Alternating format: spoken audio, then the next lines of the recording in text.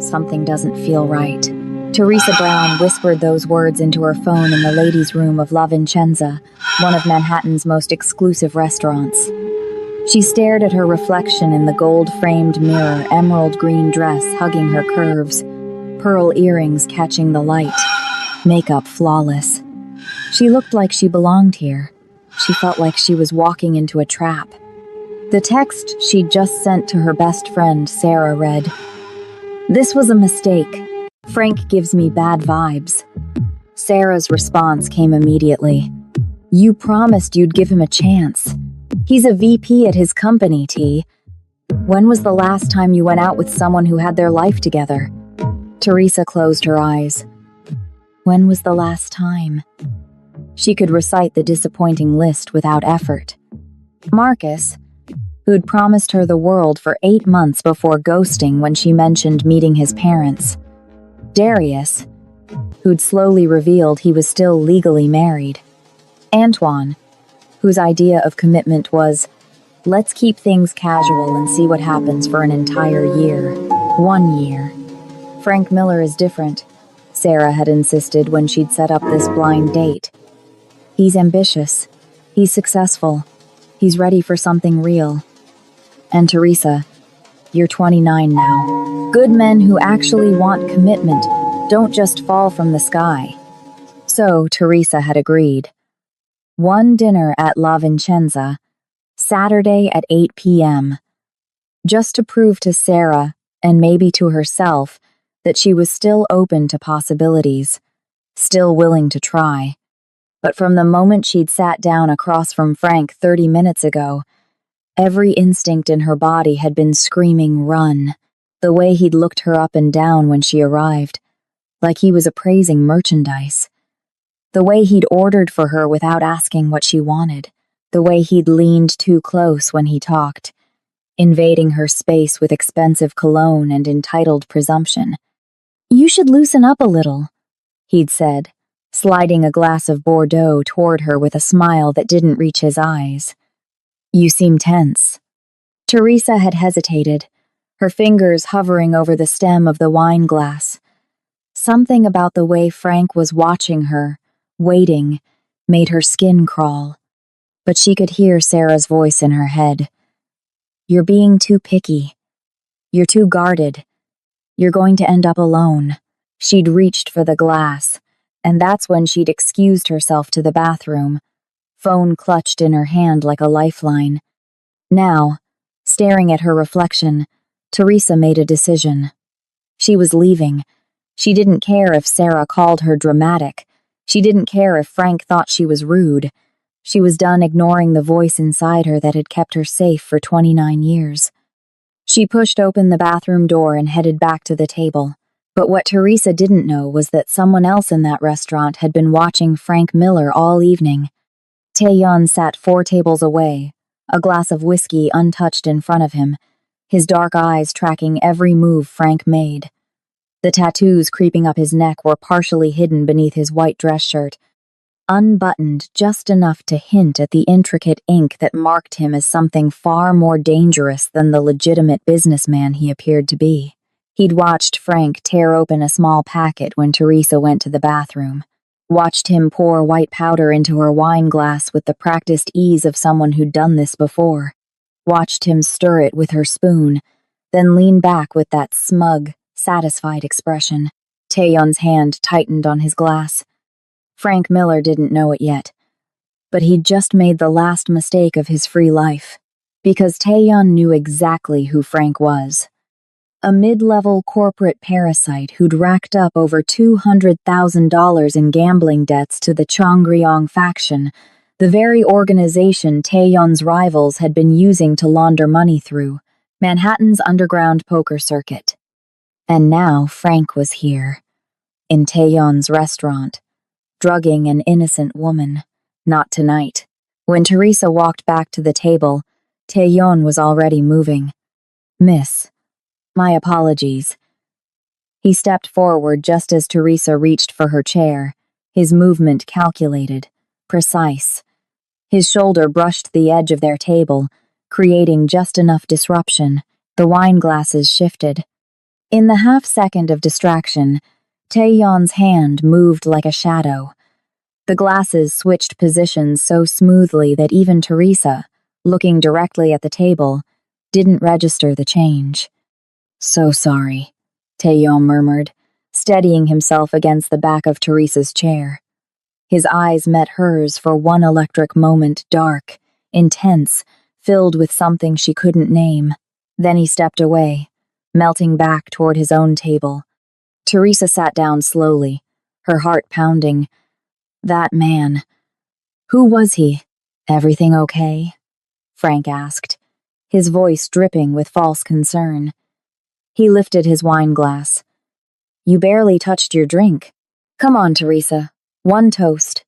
To new beginnings?" He raised the glass to his lips and took a long, confident swallow. Teresa watched, frozen, as Frank's expression changed. Confusion first, then alarm. His eyes went wide. The glass slipped from his hand, shattering against his plate. "Frank?" Teresa leaned forward. "Are you—" His pupils dilated. His breathing turned shallow. And then, with a sound somewhere between a gasp and a groan, Frank Miller's eyes rolled back in his head. He collapsed, face first into his risotto. The restaurant erupted into chaos. Waiters rushed over. Someone screamed. A manager appeared, phone already pressed to his ear, calling for an ambulance. And through it all, Teresa sat paralyzed, her hands clutching a white napkin to her chest, her mind trying to process what had just happened. Then a hand rested on the back of her chair. Firm, possessive, protective, she looked up. The man with the tattoos stood beside her, his presence commanding enough to make the chaos around them seem distant. He looked down at her with those dark predator eyes, and when he spoke, his voice was low, calm, absolute. "I believe your date is finished, Miss Brown." Teresa's breath caught. "But your night doesn't have to be." What happened next would force Teresa to choose between the safe life she'd always known and a dangerous love that would shatter every rule she'd ever followed. But to understand how a blind date turned into a war between criminal empires, we need to go back 1 week to the conversation that started everything. 1 week earlier, Teresa's phone buzzed for the 7th time that evening as she sat curled up in her Brooklyn apartment. A half-empty glass of Pinot Grigio on the coffee table beside her iPad, where she'd been trying to finish a marketing presentation for the past 2 hours. Sarah. Again. She'd been dodging her best friend's calls for days, ever since she'd made the mistake of admitting at their last brunch that she'd deleted her dating apps. "I'm taking a break," Teresa had explained over mimosas at their usual spot in Fort Greene. "I'm tired of wasting time on men who don't know what they want." Sarah had given her that look. The one that said, "Here we go again." "Teresa Marie Brown," Sarah had said, deploying the full name treatment that always made Teresa feel like she was being scolded by her mother. "You can't just give up on dating because you've had some bad experiences." Some bad experiences. That's what Sarah called the string of disappointments that had defined Teresa's 20s. When the phone rang for the 8th time, Teresa finally answered. "Why are you avoiding me?" "I'm not avoiding you, Sarah. I've been busy with the product launch." "Too busy to hear about the perfect guy I want to set you up with?" Teresa closed her eyes. Sarah. His name is Frank Miller. He's a VP at Cordova Investments. He's educated, ambitious, financially stable, and wait for it, he actually wants a serious relationship. That's what they all say. "Teresa, I'm serious. My colleague Jennifer has known him for 3 years. He's the real deal. And he specifically asked about you after he saw your photo from our company holiday party." Teresa took a long sip of wine. "I don't know."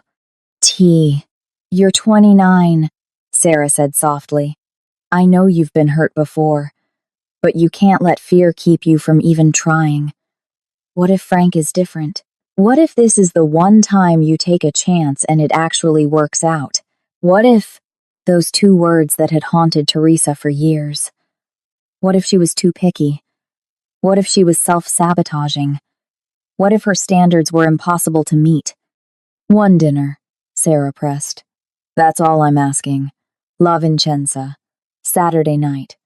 If you hate him after appetizers, you can fake a work emergency and leave. But at least give yourself the chance.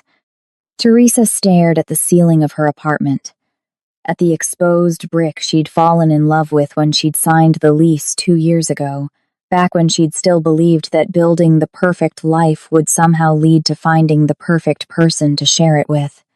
Fine, she heard herself say. One dinner, Sarah squealed. You won't regret this, T. I promise. But as Teresa hung up the phone, she felt that familiar tightness in her chest. The same feeling she'd learned to ignore over and over again in the name of being reasonable, being open-minded, being fair. The feeling that something was wrong. She just didn't know yet how wrong. Or that the stranger who would save her life was already watching Frank Miller. Already planning.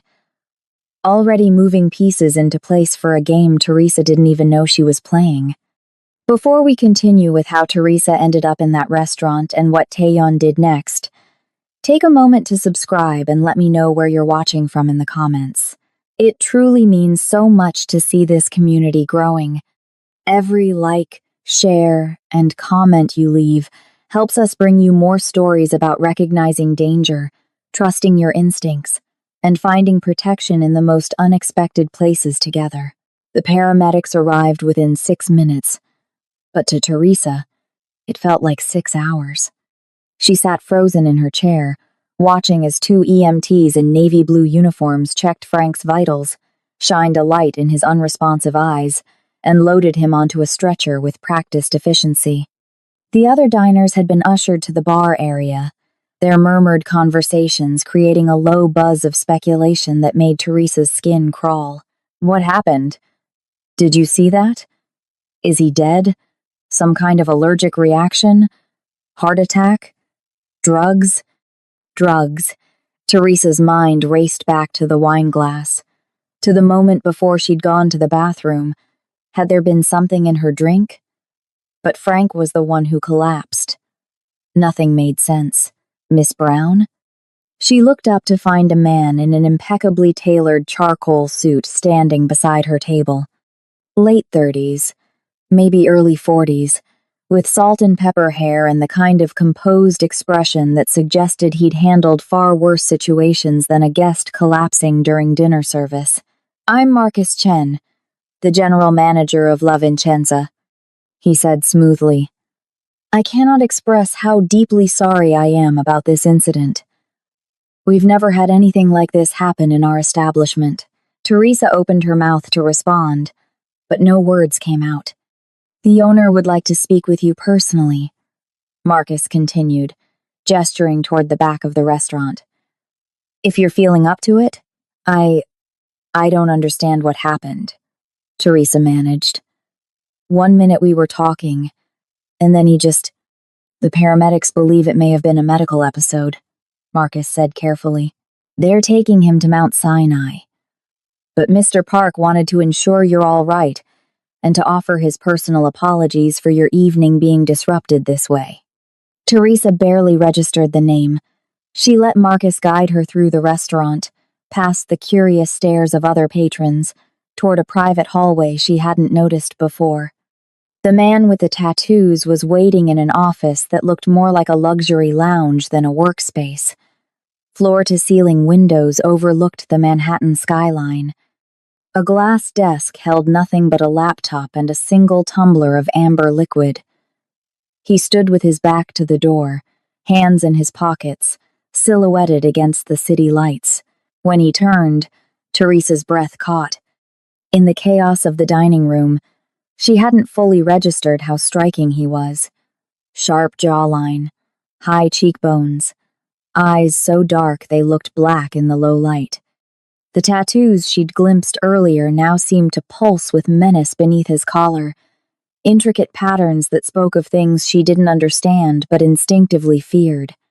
"Miss Brown," he said, his accent barely detectable, refined. "I'm Taeyeon Park. I own La Vincenza." Teresa's mind stuttered. You're the owner?" "Among other establishments in the city." He moved toward her with the fluid grace of a predator, stopping just close enough to make her pulse quicken. "Please, sit. You've had a shock." She sank into the leather chair across from his desk because her legs suddenly felt unreliable. "I don't understand what happened," she said again. "Frank was fine. And then, the paramedics will determine what caused his collapse." Taeyeon interrupted gently. "What matters now is making sure you're safe. Do you have someone who can take you home? A friend? Family?" Teresa thought of Sarah, who would demand a play-by-play explanation Teresa didn't have the energy to give. "I can get an Uber." "Absolutely not." His tone left no room for argument. "You're shaken. I'll have my driver take you home. That's really not necessary." "Miss Brown." He leaned against his desk, and for the first time, she saw something flicker in those dark eyes. "Concern? Calculation? Both? A guest collapsed at one of my restaurants while having dinner with you. The least I can do is ensure you get home safely. Please, allow me this small gesture." There was something in his voice that made it impossible to refuse. Or maybe Teresa was just too exhausted to argue. 20 minutes later, she found herself in the back of a black Mercedes SUV with tinted windows, being driven through Manhattan by a silent man in a dark suit who hadn't spoken a single word since opening the door for her. Taeyeon sat beside her, maintaining a respectful distance, his presence somehow both comforting and unsettling. "How did you know my last name?" Teresa asked suddenly. "I never told anyone at the restaurant my full name." "Your reservation was under Frank Miller's corporate account," Taeyeon replied smoothly. "It listed both guests. I wanted to make sure I addressed you properly." It was a reasonable explanation. So why did it feel like a half-truth? The SUV pulled up outside her Brooklyn brownstone building. Teresa reached for the door handle, but Taeyeon was faster, exiting the vehicle and coming around to open her door with old-world courtesy that felt anachronistic in modern New York. "Thank you," she said, stepping onto the sidewalk. "For everything. The ride. Making sure I was okay. Lock your door when you get inside," he said. It wasn't a suggestion. "And Teresa?" The sound of her first name in his mouth sent an unexpected shiver down her spine. "Trust your instincts next time," he said quietly. "They were trying to tell you something tonight." Before she could ask what he meant, he was back in the SUV, the vehicle pulling away from the curb and disappearing into the Brooklyn night. Teresa stood on the sidewalk for a long moment, her heart pounding, before finally climbing the steps to her apartment. It wasn't until she'd changed into pajamas, washed off her makeup, and crawled into bed that she realized she'd never told Taeyeon which building was hers. She'd just said, Brooklyn. And somehow, the driver had known exactly where to go. She reached for her phone to text Sarah, then stopped. What would she even say? "Hey!" My blind date collapsed. The restaurant owner personally drove me home, and I think maybe something really weird is going on. Teresa set the phone down and closed her eyes, willing sleep to come and take away the strange, electric feeling that had been coursing through her body since the moment Taeyeon's hand had rested on the back of her chair. When she woke the next morning, sunlight was streaming through her bedroom window, and for one blissful moment, she thought maybe the entire night had been a bizarre dream. Then she saw the note. It sat on her nightstand, folded once, heavy cardstock that felt expensive between her fingers. Her hands shook slightly as she unfolded it. The handwriting was precise, elegant, each letter formed with the kind of care that suggested the writer had been taught calligraphy. "Trust your instincts next time." Or "Trust me. T. Why? Below the message was a phone number. Nothing else. Teresa stared at the note for a full minute, her mind racing through impossible scenarios. Had Tae-yun come into her apartment while she was sleeping? Had someone else delivered it? When? How? She looked around her bedroom. Nothing else seemed disturbed. Her purse sat on the chair where she'd dropped it. Her keys were on the dresser. The deadbolt on her front door was still engaged from the inside. The note shouldn't exist, but it did, solid and real in her trembling hands. Teresa grabbed her phone and called Sarah. "Oh my God, T. I've been trying to reach you since last night." Sarah's voice was pitched high with concern. "Jennifer texted me saying Frank had some kind of medical emergency at the restaurant. Are you okay?" "I'm fine," Teresa said, though she wasn't sure that was true.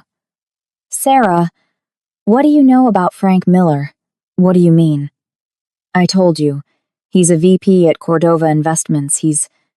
No, I mean, really know about him. Has Jennifer ever mentioned anything weird? Anything that seemed off?" There was a pause.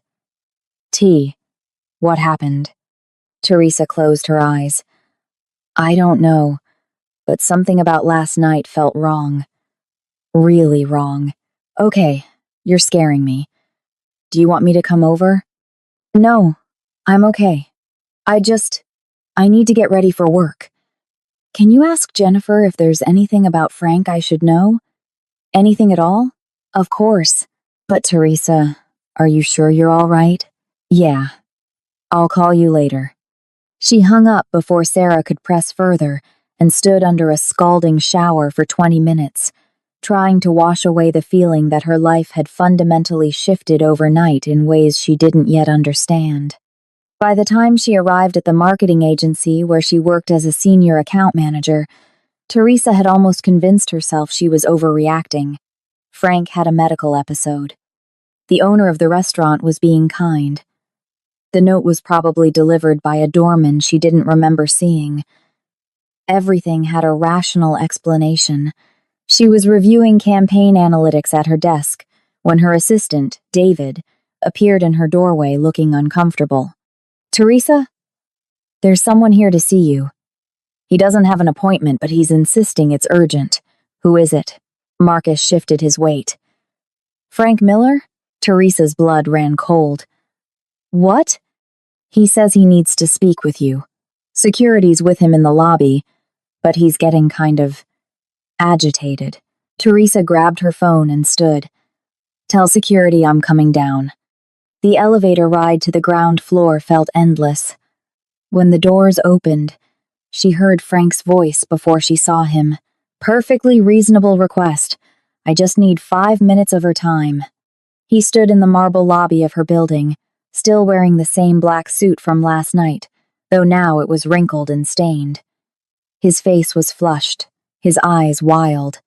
2 security guards flanked him, their hands hovering near their belts in a way that suggested they were ready to intervene if necessary. "Frank?" Teresa stayed near the elevator bank, maintaining distance. "What are you doing here?" His head snapped toward her, and the expression on his face made her take an involuntary step back. Rage. Pure, undiluted rage. "What am I doing here?" His voice rose. "What am I doing here? You drugged me, Teresa." The lobby went silent. Teresa was aware of her coworkers stopping mid-stride, of the receptionist's eyes going wide. "I didn't." "The hospital ran tests." Frank advanced toward her, but the security guards moved with him, creating a human barrier. "They found Rohypnol in my system." "You put something in my drink. And now you won't even take my calls?" "I could have died." Teresa's mind reeled. Rohypnol, the date rape drug. But she hadn't touched his drink, she hadn't. And then, with horrible clarity, she understood. The wine glass Frank had slid toward her, his insistence that she drink it, the way he'd been watching her, waiting. He drugged her drink, or tried to, but somehow, impossibly, he'd ended up drinking it himself. The man with the tattoos, the collision with the table, the glasses switching. Trust your instincts next time. Frank, you need to leave, she said, her voice steadier than she felt. Right now. I'm not going anywhere until you tell me what the hell you did. He tried to push past the security guards. Do you have any idea what this has done to my reputation? The hospital called the police. I had to explain to detectives that I wasn't trying to. He stopped abruptly, seeming to realize what he'd almost admitted. You need to leave, Teresa repeated, or I'm calling the police myself. You think you can just... Miss Brown is correct. The voice came from behind her, low and calm and absolutely lethal in its quietness. Teresa spun around. Taeyeon stood in the lobby entrance, dressed in a navy suit that probably cost more than her monthly rent. He moved past her with the same predatory grace she'd seen last night, walking directly toward Frank with deliberate, unhurried steps. The security guards instinctively stepped aside. Taeyeon stopped inches from Frank, close enough that he had to lean down slightly to speak. Teresa couldn't hear what he said. Nobody could. It was just a whisper, maybe a dozen words at most, delivered directly into Frank's ear, whatever those words were. They drained the color from Frank's face. He stumbled backward, eyes wide, and for a moment Teresa thought he might faint again.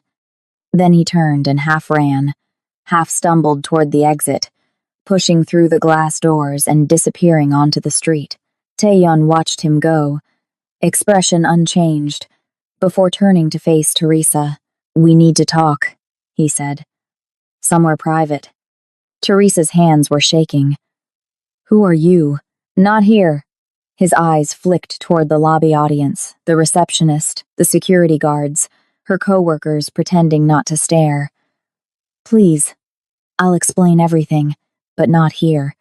Every rational part of Teresa's brain screamed at her to refuse, to demand he leave, to call the actual police. But the same instinct that had warned her about Frank last night was now telling her something different about Taeyeon. Dangerous? Yes, absolutely. But not to her. My office, she heard herself say. 10th floor. He nodded once and followed her to the elevator. They rode up in silence, the air between them thick with unasked questions. When they reached the privacy of her small but tastefully decorated office, Teresa closed the door and leaned against it. Start talking, she said. What did you say to Frank? How did you know I was in trouble? And why did you leave that note in my apartment? In order, Taeyeon said calmly, settling into the chair across from her desk as if he'd been invited to a business meeting. I told Frank Miller that if he came near you again, I would personally ensure that the $230,000 he owes in gambling debts would be called in immediately, and that the people he owes would not be as patient as they've been.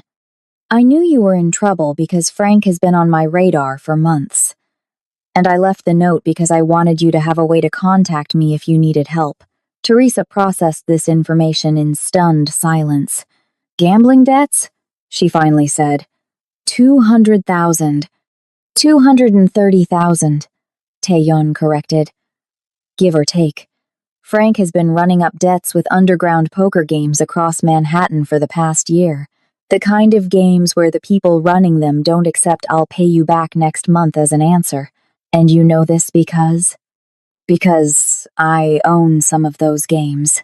The words hung in the air between them. Teresa should have been afraid.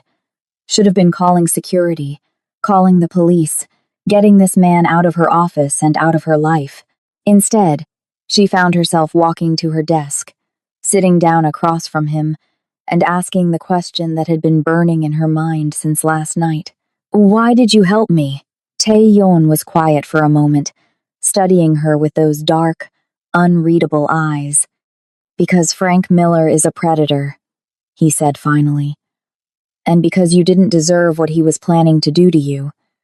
It was that simple. Nothing about this feels simple. No, he agreed. It's not.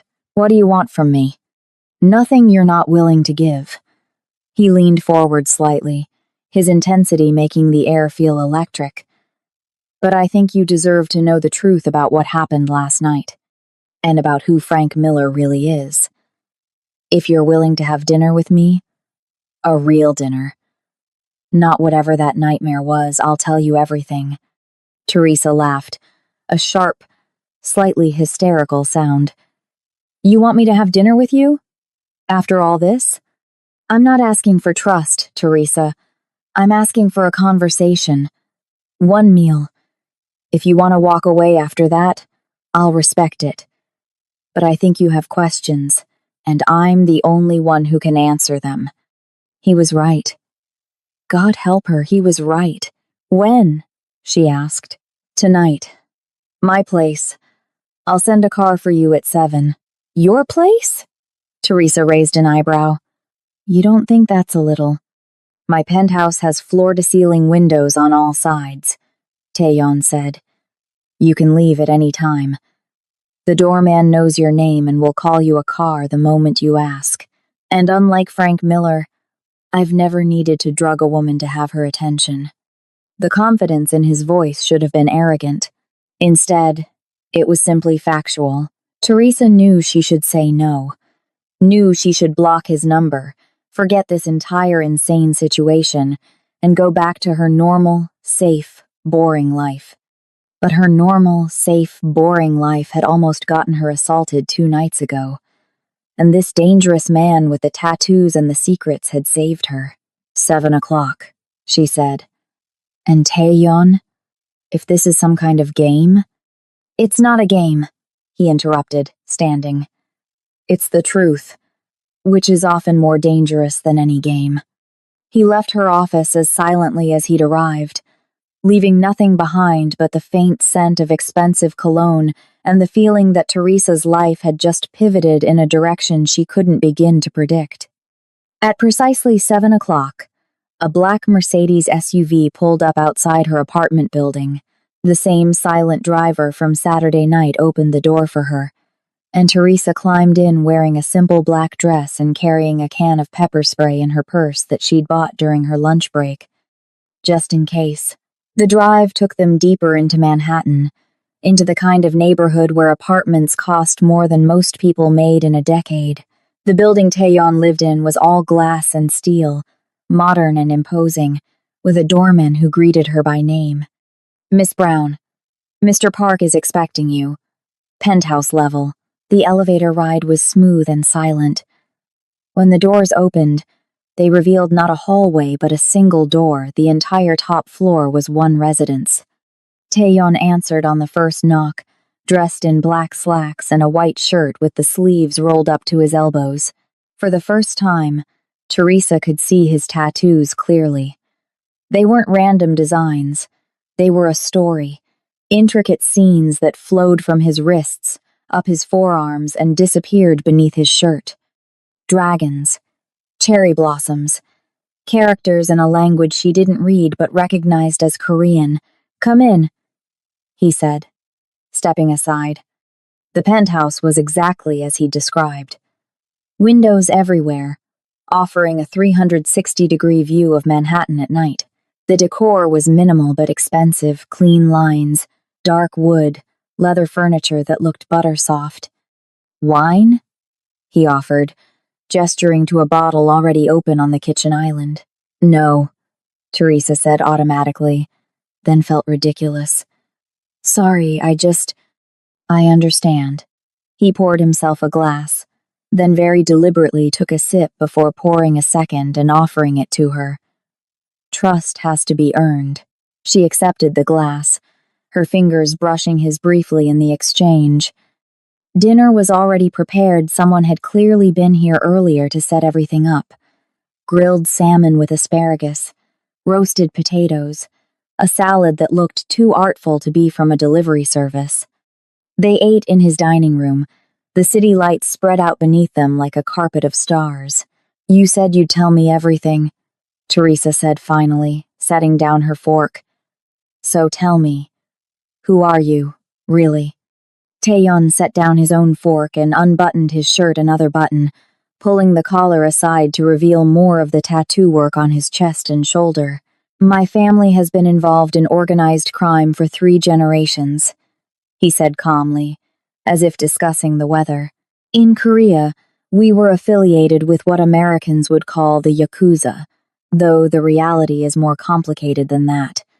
When I came to New York 15 years ago, I brought connections and resources. I've built them into legitimate businesses and less legitimate operations. Teresa's wine glass felt suddenly heavy in her hand. I own 17 restaurants across Manhattan, he continued. 4 nightclubs, 3 parking garages, 2 shipping companies, and I have financial interests in various enterprises that operate outside the bounds of typical business regulation. You're telling me you're in the Mafia? I'm telling you I operate in spaces where the law is flexible and power is earned, not given.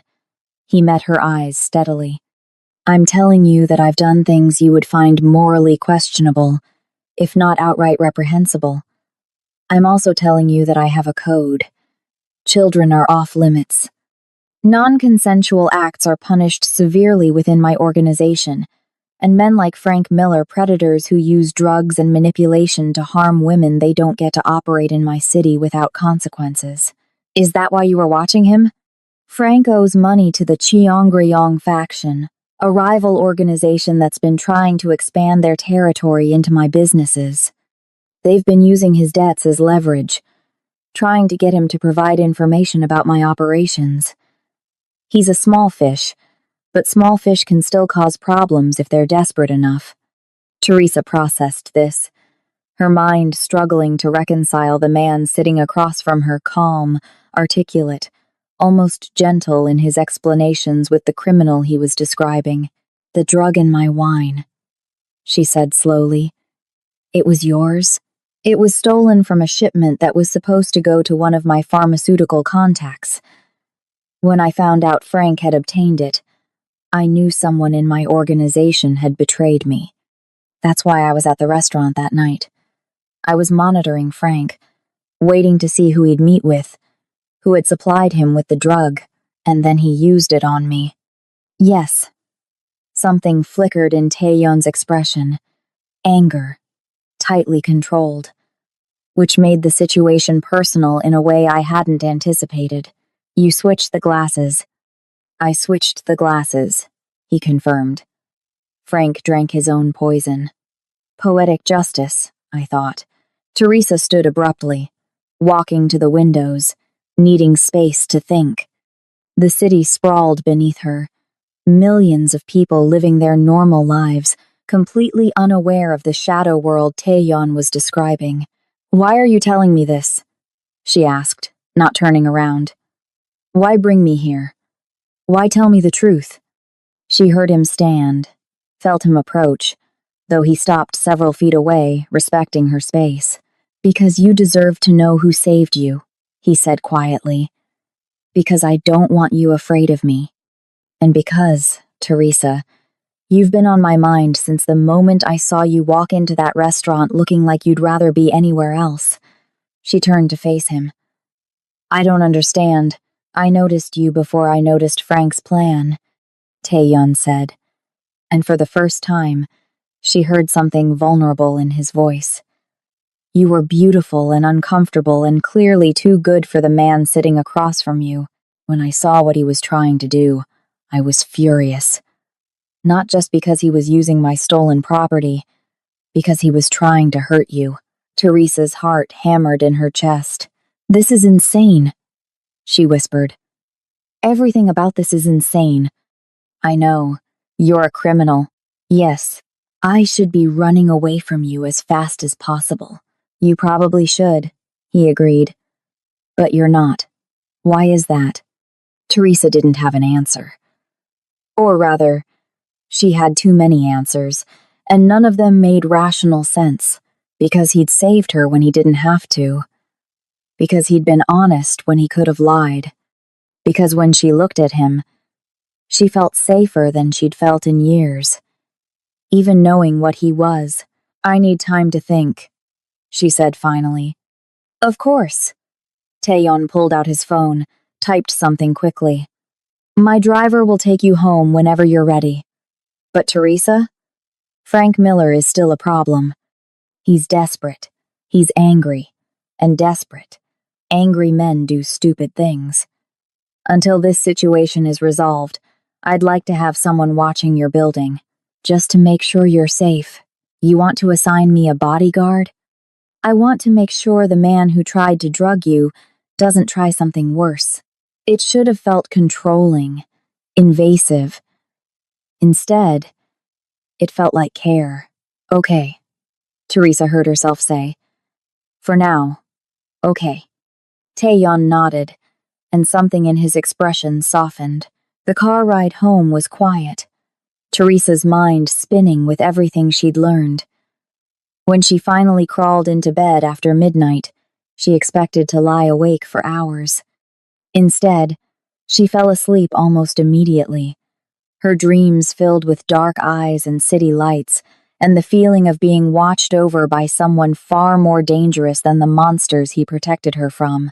The next 3 days passed in a strange, suspended reality. Teresa went to work, came home, ordered takeout, and tried to pretend her life hadn't been fundamentally altered by a tattooed Korean crime boss who sent her good morning texts and had a black sedan parked outside her building 24 hours a day. She didn't see Taeyeon in person, but she felt his presence everywhere. The security guard at her office building who seemed to materialize whenever she arrived or left. The barista at her usual coffee shop who refused to let her pay, saying her tab had been taken care of. The way her subway commute felt inexplicably safer, as if invisible eyes were watching over her. Sarah called repeatedly, demanding details about the hot guy from the restaurant that Jennifer had heard about through some corporate gossip chain. Teresa deflected, made excuses, and tried not to think about how good it felt to have someone care whether she made it home safely. On Thursday evening, Teresa's phone buzzed with a text from an unknown number. Frank is planning something. Be careful. A concerned friend. She immediately forwarded it to Taeyeon. She stared at her phone for a long moment, then pulled up Taeyeon's number and texted, Just got a weird message. Someone warning me about Frank. Said Frank is paranoid and making threats. The response came within seconds. Name? Victor Chen. Said he's an attorney. 3 dots appeared, disappeared, appeared again. Then, stay inside tonight. I'm sending additional security to your building. Taeyeon's next message came a moment later.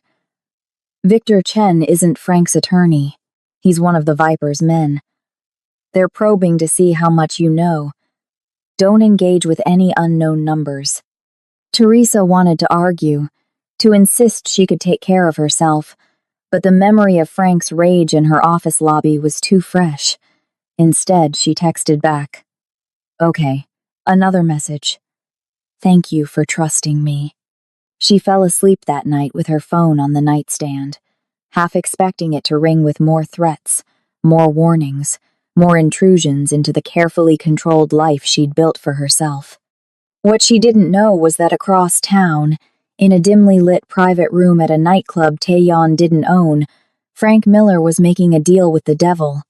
The man who called himself the Viper was older than Frank expected, mid-50s with silver hair and a face that had seen too much of the world's ugliness to be shocked by anything anymore. He sat across from Frank in a booth, flanked by 2 men who looked like they ate people for breakfast and picked their teeth with the bones. Let me make sure I understand, the Viper said, his voice smooth as silk and twice as dangerous.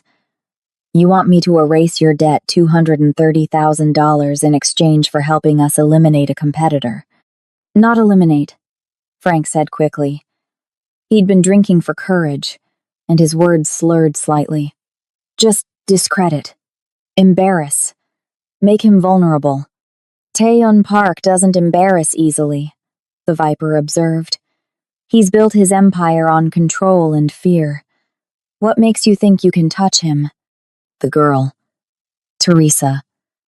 Frank leaned forward, warming to his subject. He's got a thing for her. I've been watching. He's got men following her, protecting her. She's his weakness. The Viper's expression didn't change, but something flickered in his eyes. Interest. Go on. We use her to lure him out, make him think she's in danger. When he comes to play hero, you do whatever you need to do. I just want him to suffer the way he made me suffer. And the girl, what happens to her in this scenario? Frank shrugged, the gesture revealing exactly how much he'd thought about Teresa's welfare. That's your problem. I just want Park destroyed. The Viper was quiet for a long moment, studying Frank with the kind of intensity that made lesser men confess to crimes they hadn't committed. All right, he said finally. I'll clear your debt, but you'll do exactly as I say when I say it. And if you betray me the way you're betraying Park, well, he smiled, showing too many teeth. Let's just say your debt would be the least of your problems. Frank nodded eagerly, too relieved to recognize the trap he'd just walked into. There's a woman, the Viper continued. Sarah Martinez. She's Teresa's friend, correct? The one who arranged your initial date? Yeah, but she won't help me. She thinks She'll help if she's properly motivated. The Viper slid a folder across the table. Sarah's younger brother, Miguel, is currently on probation for drug possession. It would be unfortunate if new evidence came to light suggesting he was dealing rather than simply using. Very unfortunate for his future prospects. Frank stared at the folder, some dim part of his conscience trying to surface through the alcohol and desperation. You want me to blackmail her?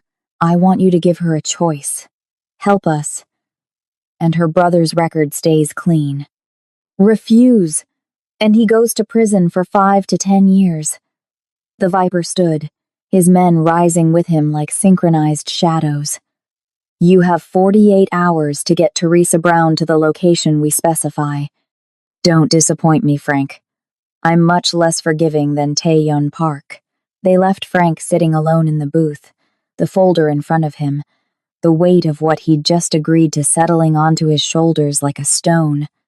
But Frank Miller had never been good at thinking beyond his own immediate needs. And right now, all he could think about was revenge. Sarah called Teresa on Friday afternoon, her voice tight with stress. T, I need to see you. Can you meet me for coffee after work? Is everything okay?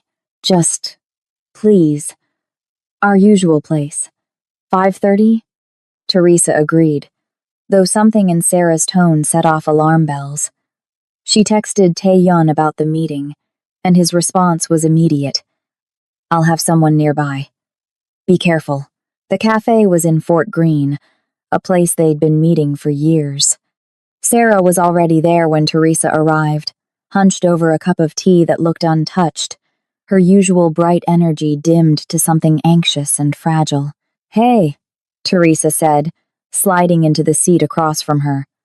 What's going on? You sounded weird on the phone.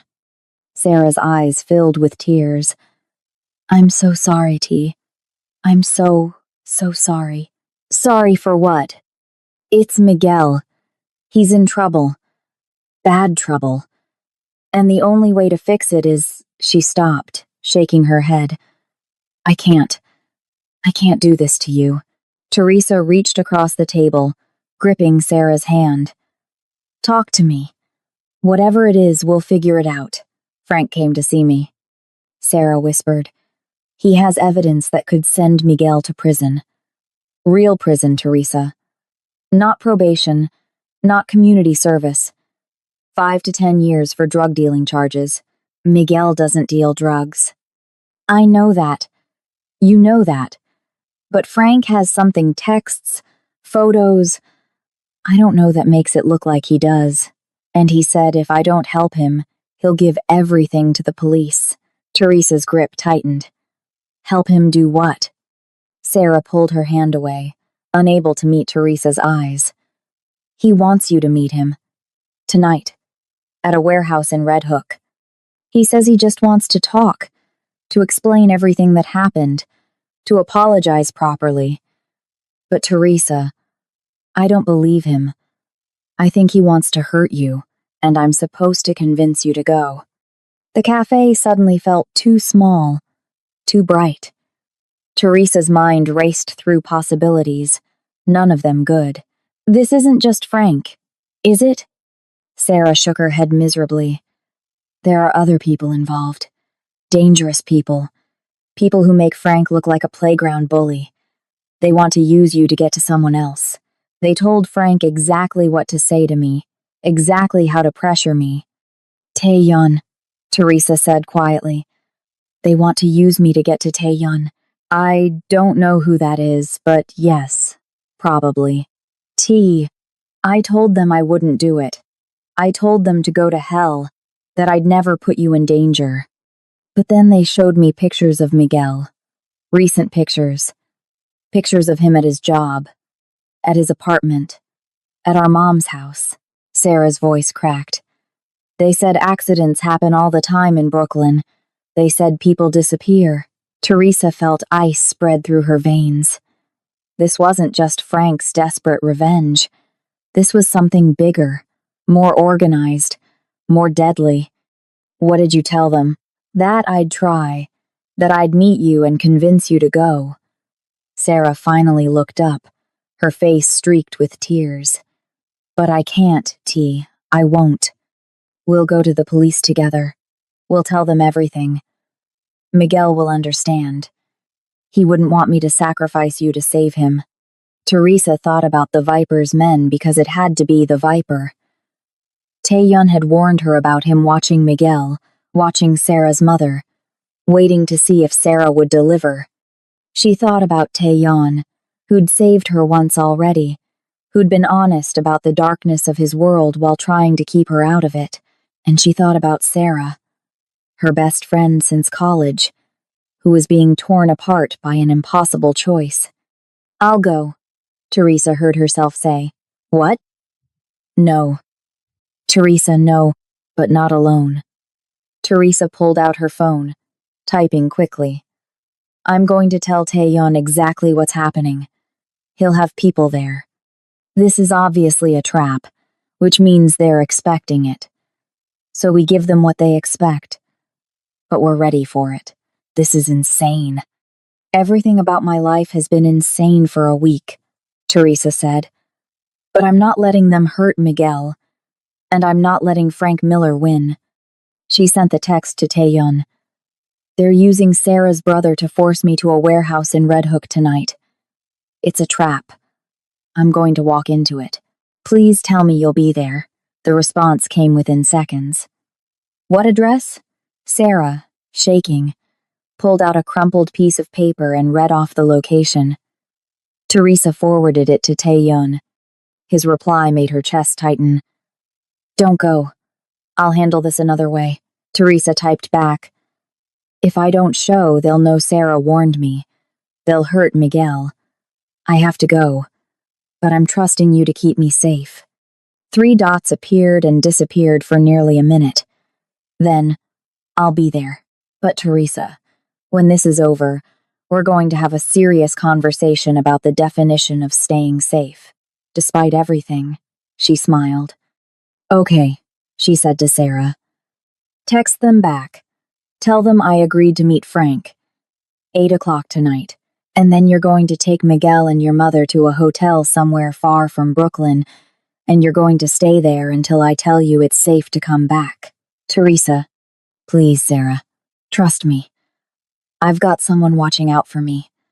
Someone who's scarier than whoever's threatening you. Sarah didn't look convinced, but she nodded. At 7:30 that evening, Teresa stood outside the warehouse in Red Hook, her phone clutched in her hand, trying not to let her terror show.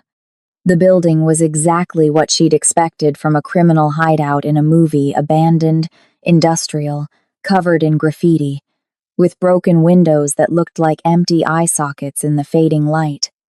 A black van was parked near the entrance. As Teresa approached, the side door slid open, and Frank stepped out. He looked worse than he had at her office. Unshaven, wild-eyed, his expensive suit replaced by jeans and a jacket that had seen better days. "You came," he said, and he sounded genuinely surprised. "Let's just get this over with," Teresa replied, proud of how steady her voice sounded. "You wanted to talk? So, talk. Not out here." Frank gestured toward the warehouse. "Inside. Somewhere private. I'm not going in there. You don't have a choice." Two men emerged from the van, large, armed, professional in a way that made Teresa's stomach drop. These weren't Frank's hired help. These were the Viper's soldiers. One of them grabbed her arm. Teresa didn't fight. Fighting would only make things worse. Instead, she let them lead her into the warehouse, her mind tracking every detail, every possible exit, every place Taeyun's people might be hiding. "Please," she thought. "Please be here." The interior of the warehouse was cavernous and dark, lit by a few hanging industrial lights that created pools of brightness surrounded by deep shadows. In the center of the space, someone had set up what looked obscenely like a stage, a clear area with a chair, clearly meant for her, and standing behind that chair, hands in the pockets of an expensive suit that looked completely out of place in this setting, was the Viper. "Miss Brown," he said pleasantly, "thank you for joining us. I apologize for the dramatic circumstances, but I needed to ensure Taeyun Park's full attention. And you, my dear, seem to be the key to obtaining it." Teresa's chin lifted. "He's going to kill you for this," the Viper smiled. "He's certainly going to try. In fact, I'm counting on it. You see, Teresa, may I call you Teresa? This isn't really about you at all. You're simply bait for a much larger fish. Frank here thought this was about revenge." He glanced at Frank, who stood near the wall looking increasingly uncertain. "But Frank thinks very small. This is about territory, power, eliminating a competitor who's been a thorn in my side for far too long." One of the men pushed Teresa into the chair. She didn't resist, but she met the Viper's eyes with all the courage she could muster. "Taeyun won't come alone. I would be disappointed if he did. I've prepared quite a welcome for his entire organization." The Viper pulled out a phone, typed something, then showed Teresa the screen. It was a text to a number she recognized. "I have Teresa. Come to the Red Hook warehouse. Alone, unarmed. You have 1 hour, or she starts losing fingers. He won't believe you'll let either of us go," Teresa said. "He won't. But he'll come anyway, because men like Taeyun have a fatal flaw. They believe they're invincible, that their power makes them untouchable." The Viper's smile widened. "Tonight, I'm going to teach him otherwise." The hour that followed was the longest of Teresa's life. The Viper's men positioned themselves around the warehouse on catwalks, behind pillars, near exits, at least a dozen of them, all armed, all waiting. Frank paced nervously near the wall, occasionally glancing at Teresa with something that might have been guilt if he'd been capable of that emotion. "This isn't what I wanted," he muttered at one point. "I just wanted him to suffer, not this." "You made a deal with the devil," Teresa said quietly. "What did you think would happen?" "Shut up," one of the guards barked, but Teresa ignored him. "They're going to kill you too, Frank. You know that, right? Once this is over, you're a loose end. They can't let you walk away knowing what you know." Frank's face went pale, and Teresa saw the moment he realized she was right. At exactly 8:45, every light in the warehouse went out. The darkness was absolute, disorienting. Teresa heard the Viper curse, heard his men scrambling for flashlights and night vision equipment. Then, from somewhere outside, an explosion rocked the building. Not close enough to damage the warehouse itself, but loud enough to send everyone rushing toward the windows, trying to see what had happened. In the chaos and darkness, Teresa felt hands on her wrists, quick, efficient, cutting through whatever they'd used to bind her to the chair. A voice, barely a whisper, right next to her ear. "Stay down. Don't move until I come back for you." It wasn't Taeyeon's voice, but she knew it was one of his people. The lights flickered back on, powered by a generator somewhere. The Viper spun around, saw the empty chair, and his composed expression finally cracked. "Find her." Men scattered, searching the shadows. But Teresa had already been moved, pulled behind a stack of old shipping containers by hands that knew exactly what they were doing. "Stay here," her rescuer whispered. Young, Korean, with a shoulder holster visible under his jacket. "Mr. Park is coming." He melted back into the darkness. Teresa crouched behind the containers, heart pounding so hard she thought everyone must be able to hear it, and waited. The Viper's voice echoed through the warehouse. "Park, I know you're here. Show yourself, or I start shooting your people." For a moment, there was only silence. Then Taeyeon stepped out from the shadows near the main entrance, hands raised, completely unarmed, just as the Viper had demanded. But he wasn't alone. He couldn't have been alone, Teresa realized. The explosion, the lights, her rescue, it had all been coordinated. "Let her go," Taeyeon said, his voice carrying across the space with absolute authority. "This is between us. She's not part of this world. She became part of it when she caught your attention." The Viper replied. "Where is she?" "Somewhere safe. Which is more than I can say for you." The Viper laughed. "You're surrounded, Park. I have a dozen men in this building. You're alone. Am I?" The question hung in the air for 3 seconds before all hell broke loose. Gunfire erupted from multiple directions, not from the Viper's men, but at them. Red laser sights appeared on foreheads and chests. The Viper's soldiers dropped their weapons, hands shooting up in surrender as they realized they were outgunned and outmaneuvered. Taeyeon had never been alone. His people had been here all along, hidden, waiting, turning the Viper's trap into one of his own. But the Viper hadn't survived this long by being unprepared. He grabbed the nearest person, Frank, who'd been frozen against the wall in terror, and put a gun to his head. "Call them off, Park! Call them off, or I kill this idiot!" Taeyeon didn't even hesitate. "Kill him. He tried to drug a woman and then sold her to you to save himself. He's worthless." Frank made a sound somewhere between a sob and a scream. Teresa watched from her hiding place, torn between horror and fascination. This was Taeyeon's world, cold, calculating, where mercy was a weakness and hesitation got you killed. But she also saw something else. She saw Taeyeon's eyes scanning the warehouse, searching for her, making sure she was safe even as he negotiated with a man who wanted him dead. The Viper's hand shook slightly. He'd expected Taeyeon to fold, to trade his people's lives for Frank's. He'd miscalculated. "You're not walking out of here," Taeyeon said quietly. "But I'll give you a choice. Surrender now. Go to ground in another city, and we never speak of this again. Or fight, and I'll make sure everyone in your organization knows you were beaten by a trap you walked into willingly." For a long moment, no one moved. Then the Viper shoved Frank forward and dropped his gun. "This isn't over, Park." "Yes," Taeyeon said. "It is." The Viper's men were being zip-tied, disarmed, herded into a corner.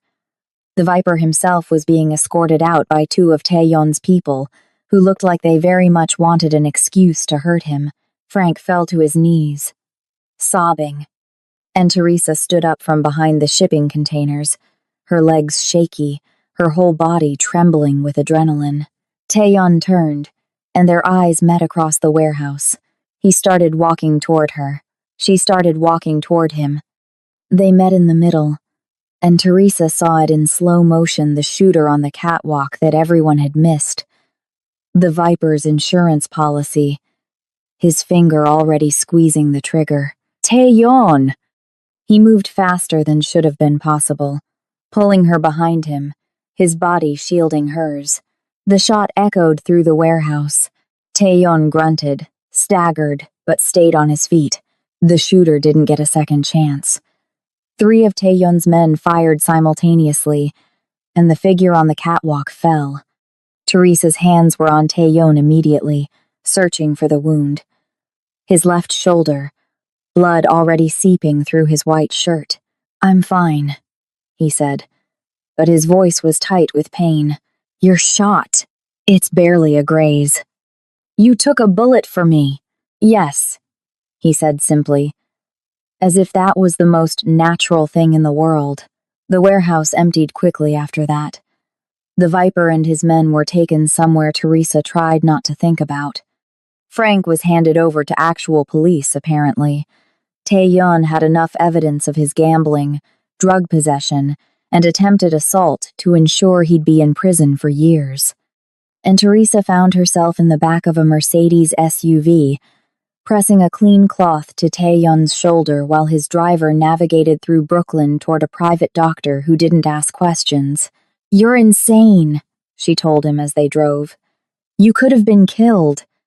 "So could you. I'm not the one who walked into a building full of armed men. Neither did I.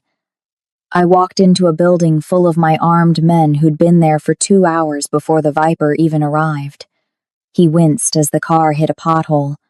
"We had control of the situation the entire time, except for the sniper you missed." "Except for that," he admitted. "Which is why heads are going to roll in my security team tomorrow."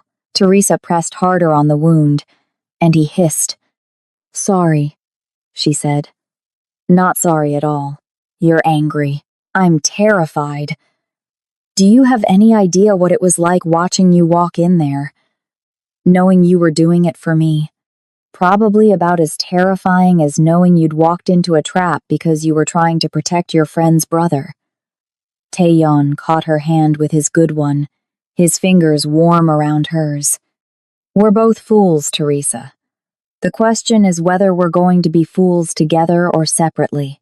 The doctor's office, really a converted brownstone in Park Slope, was clean and efficient. The doctor, an older Korean woman who called Taeyeon that reckless boy in her native language, confirmed it was indeed just a graze, cleaned and bandaged it, and prescribed rest and antibiotics. "No getting shot for at least a month," she said sternly. "I mean it, Taeyeon. I'll do my best, Dr. Kim." Back in the car, Teresa finally allowed herself to fall apart. The adrenaline crashed, leaving her shaking and exhausted. Taeyeon pulled her against his good side, and she buried her face in his chest and cried. "I'm sorry," she gasped between sobs. "I'm sorry I walked into the trap. I'm sorry I put you in danger. I'm sorry." "Shh." His hand stroked her hair. "You did what you thought was right. You protected someone you loved. I would have done the same. This is your life," she whispered. "This violence, this danger. How do you live like this?" "Very carefully, and usually alone." He tilted her chin up so she had to meet his eyes. "But Teresa, I don't want to be alone anymore. The moment I saw you in that restaurant, something shifted.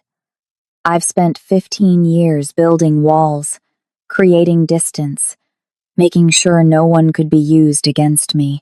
And then you walked into my life and shattered every rule I'd set for myself." "What are you saying?" "I'm saying that I'm falling for you. Recklessly. Dangerously. In a way that makes me vulnerable in ways I've never allowed myself to be vulnerable before." His thumb brushed her cheek. "I'm also saying that this life, my life, isn't safe. It might never be safe. If you want to walk away, I'll understand. I'll make sure you're protected, that Frank and the Viper never come near you again. You can go back to your normal life. Teresa thought about her normal life, her safe apartment, her predictable job, her string of disappointing relationships with men who made promises they never kept. Then she thought about Tae-yun taking a bullet for her, about the way he'd been honest when he could have lied, about how alive she felt when she was with him, even when she was terrified. "What if I don't want normal?" she asked. "Then you're crazier than I am." "Probably." She kissed him, soft and careful, mindful of his injury. "But I'm done playing it safe. I'm done with men who don't know what they want. You're dangerous and criminal, and you operate in a world I don't understand. But you saved me. Twice. And you've never lied to me. And when I'm with you, I feel like I can finally breathe." Tae-yun kissed her back, deeper this time, his good hand tangling in her hair. "This won't be easy," he warned when they finally broke apart. "I don't want easy. I want real. There will be danger. There's danger everywhere. At least with you, I know someone's watching my back. I'll have to legitimize more of my operations. I won't ask you to be part of the criminal side of my life." "Can you do that? Legitimize things?" "I've been planning to for years. I just never had a reason to follow through." He smiled, and it transformed his face, making him look younger, almost boyish. "Now I do." Teresa rested her head on his shoulder, careful of his injury, and let the motion of the car lull her into a sense of peace she hadn't felt in days. "Where are we going?" she asked drowsily. "My place. You're staying with me tonight. Tomorrow we'll make sure your apartment is properly secured, and next week I'm assigning you a permanent security detail whether you like it or not. Bossy, you have no idea. I'm getting one, though." They rode in comfortable silence for a while, the city lights blurring past the tinted windows. "Tae-yun?" Teresa said finally. "Thank you. For saving me. For being honest. For being you." His arm tightened around her. "Thank you for being reckless enough to give a criminal a chance. We're both fools." She echoed his earlier words. "Yes," he agreed. "But we're fools together." And as the car carried them through the Brooklyn night toward an uncertain but undeniably real future, Teresa Brown, cautious, independent, rule-following Teresa made peace with the fact that sometimes the safest choice is the most dangerous one. Sometimes trust means closing your eyes and falling, and sometimes the man who saves you is the one you never saw coming.